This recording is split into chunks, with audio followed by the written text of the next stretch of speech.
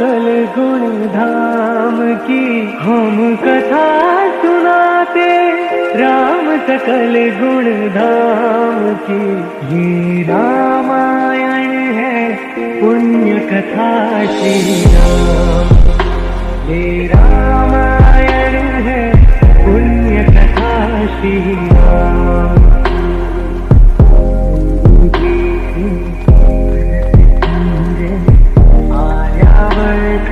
भारत वर्ष एक नगरी है विख्यात अयोध्या धाम, यही जन्मभूमि है परम पूज्य श्री राम की।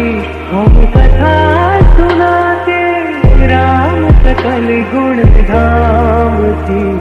ये रामायण है पुण्य कथा श्री राम, ये रामायण है पुण्य कथा श्री राम। नृप घर जन्मे 4 कुमार, रघुकुल दीप जगत आधारा।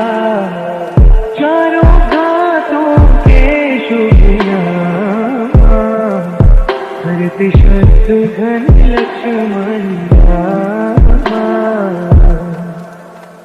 हम कथा सुनाते, राम सकल गुण धाम की। हम कथा सुनाते, राम सकल गुण धाम की। ये रामायण है पुण्य कथा श्री राम, ये रामायण है पुण्य कथा श्री राम। हम कथा सुनाते, राम सकल गुण धाम की। हम कथा सुनाते, राम सकल गुण धाम की। ये रामायण है पुण्य कथा श्री राम, ये रामायण है पुण्य कथा श्री राम।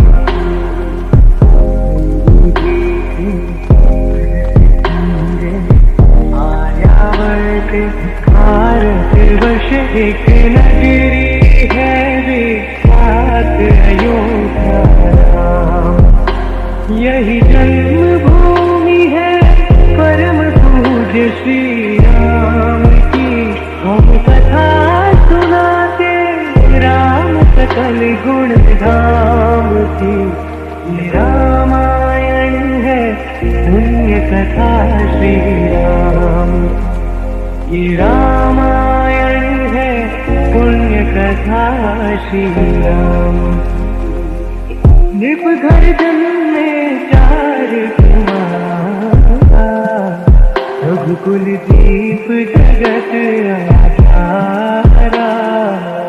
चारों घातों के शुभ नाम, भरत शत्रुघ्न लक्ष्मण राम। हम कथा सुनाते, राम सकल गुण धाम की। हम कथा सुनाते, राम सकल गुण धाम की। ये रामायण है पुण्य कथा श्री राम, ये रामायण है पुण्य कथा श्री राम। हम कथा सुनाते, राम सकल गुण धाम की। हम कथा सुनाते, राम सकल गुण धाम की।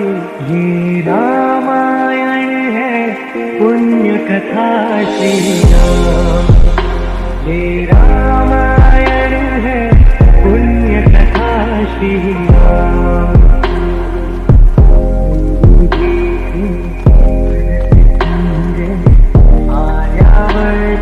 भारत वर्ष एक नगरी है विख्यात अयोध्या धाम, यही जन्मभूमि है परम पूज्य श्री राम की।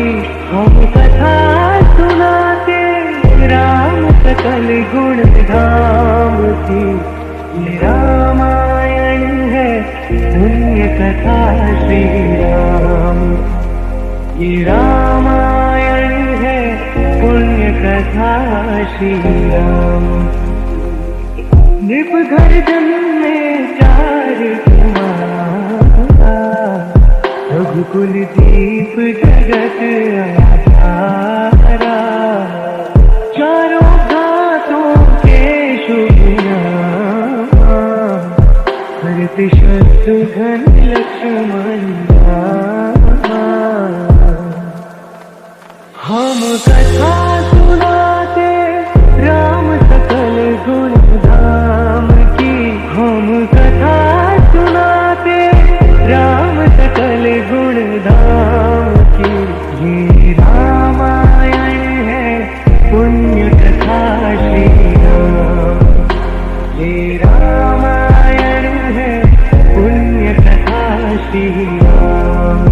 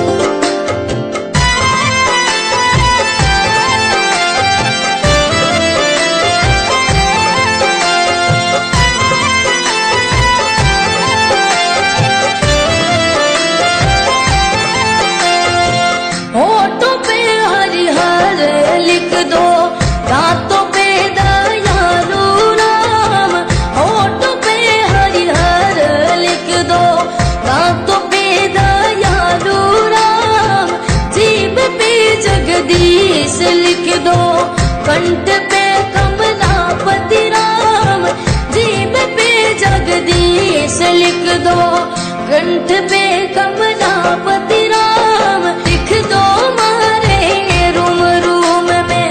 राम राम हो रुमापति, राम राम हो उमापति, लिख दो जय सिया राम जी, लिख दो जय सिया राम जी।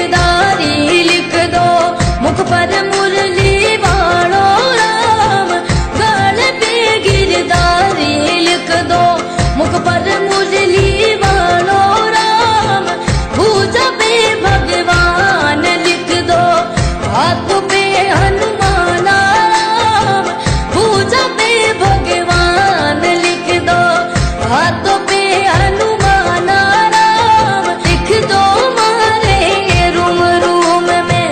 राम राम हो रुमापति, राम राम हो उमापति, लिख दो जय सिया राम जी, लिख दो जय सिया राम जी।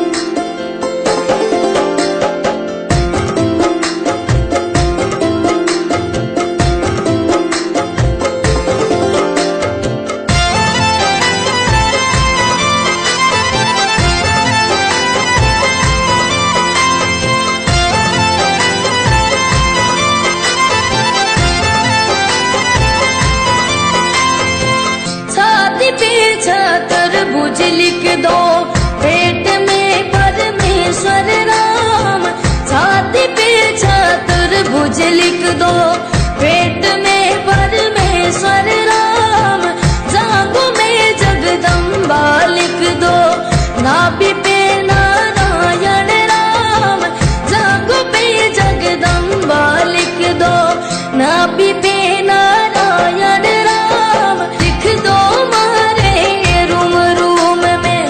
राम राम हो रुमापति, राम राम हो उमापति, लिख